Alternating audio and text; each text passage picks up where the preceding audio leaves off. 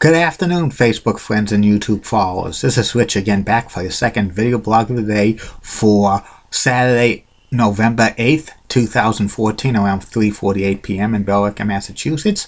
A fall-like day. It's about 50 degrees outside. It's kind of crisp, but this is where we should be this time of year. A lot of people are raking up leaves in the area, so better rake up those leaves. You have 4 more weeks in certain areas of the state and the Merrimack Valley to put your bags into the leaves in the bags and ready to be composted to make a bed tomorrow. Some news to report.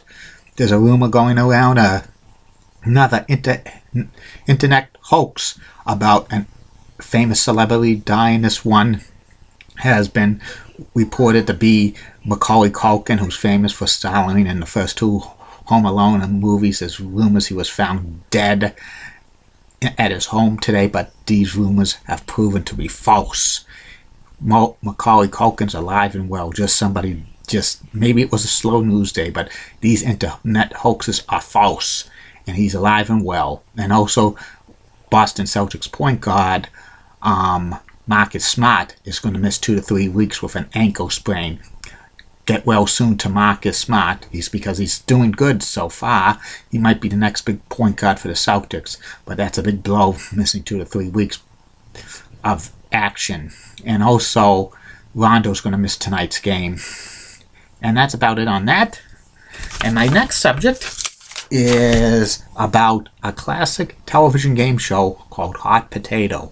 Hot Potato ran approximately 6 months on NBC from January 23rd, 1984. That was the same day that Hulk Hogan won the WWE title at Madison Square Garden from the Iron Sheik, to June 29th, 1984. It was produced by Jack Barry and Dan Enright Productions, and it was hosted by Bill Cullen. This was the last Barry Enright production for network television. It was also Bill Cullen's last game show he hosted on network television. And it got the death slot of noontime for NBC affiliates. Many of them preempted it for local news, or some of them were on like independent stations. Like I know the one in Boston, WBZ TV4, an NBC affiliate at that time, carried news at noontime. So it was on WQTV 68 in Boston from 12 to 12:30. And gameplay was like this. There were 2 teams of 3 playing.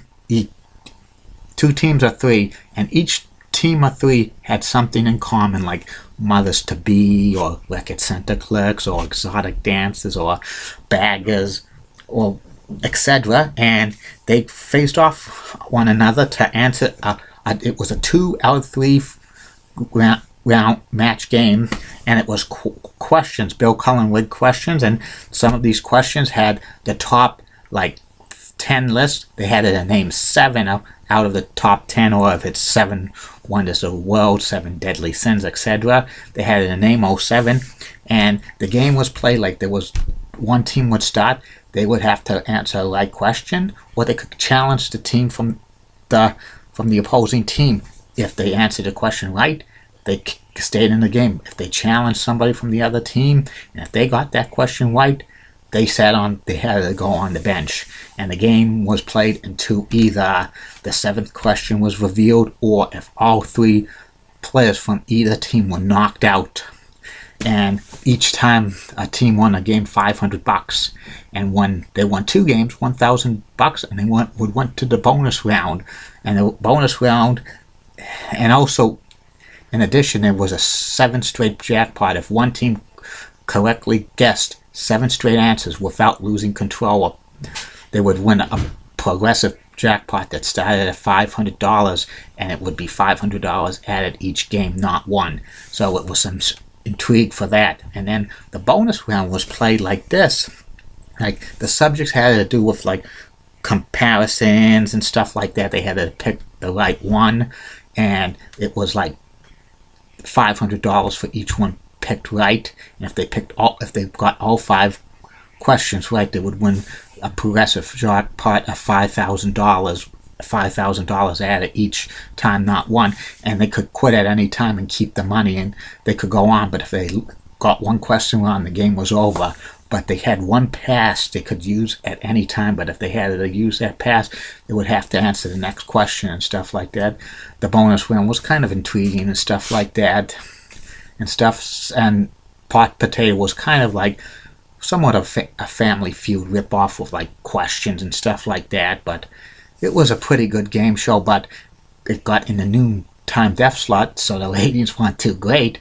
They, like, in the middle of like February, they actually had a celebrity week on Hot Potato, which was like sports stars against beauty queens, and that was kind of good in the ratings.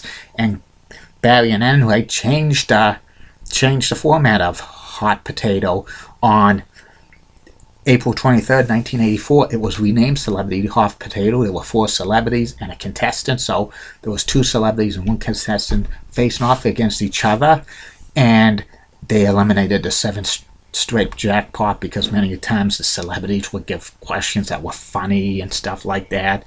Answers were funny and stuff, but they didn't want something like that to be like ruin a chance of somebody winning a lot of money and stuff like that. And there were a couple of weeks they actually had all celebrities play Hot Potato for charity and stuff like that. I think one week they had Milton Berle as part of Funny Men as the captain against Funny Women, which was, I think, Joanne Willie and Elaine Joyce and Doris Roberts. And I think the other 2, I think one was Jan Murray and stuff. And they had another week, which was Teen Week, which they had Kim Fields and Dana Hill and Misty Gold against 3 other people. I think it was Peter Billerstein and 2 others. But these changes of like celebrities playing did not add the ratings to it, and it was canceled on June 29th, 1984, after about approximately 5 months on the air, which was disappointing because Hot Potato was a show that could have had a great run. It had maybe legs to be a big hit, but when it got the noontime death slot, they weren't going to be around too much. I'm surprised NBC didn't put it at 10 in the morning. Could have had a chance to succeed, but I think at 10 in the morning they were airing reruns of like the Facts of Life, I could recall, and stuff like that. I think, and Hot Potato was replaced with reruns of Different Strokes for about 9 weeks. Then it was actually replaced different reruns of Different Strokes for 4.5 years by Super Password, but that's another story for another day. Reruns of Hot Potato have been around. In fact, they started like in the fall of 1984 on CBN cable. Actually, they were on there for about 2 years, maybe saw 4 or 5 runs of the show. Then it went on the USA Network and was seen from 1987 through 1990 on and off. And then GSN has showed it in the past as well.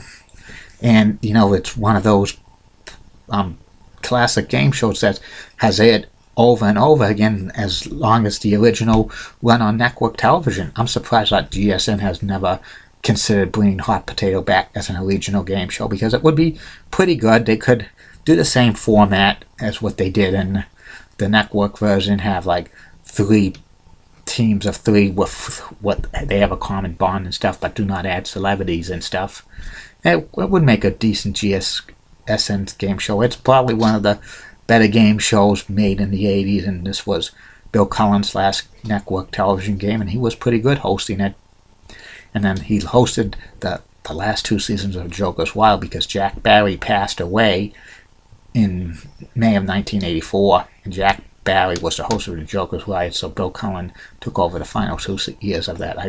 We reviewed the Joker's Wild previous blog, so we don't have to get into that. And that's about it on that. I'll be back later for my 3rd and final video blog of the night, which will be about Baseball Hall of Fame announcer and former Major League Baseball catcher Joe Garagiola. Joe has had a amazing career in the world of baseball and the world of entertainment. And don't forget, Facebook friends and YouTube followers, send me in questions and they'll be answered. I need questions, please, for a future video blog, which could be anytime November or December or January. I need the questions. Have a good day, Facebook friends and YouTube followers. Bye now.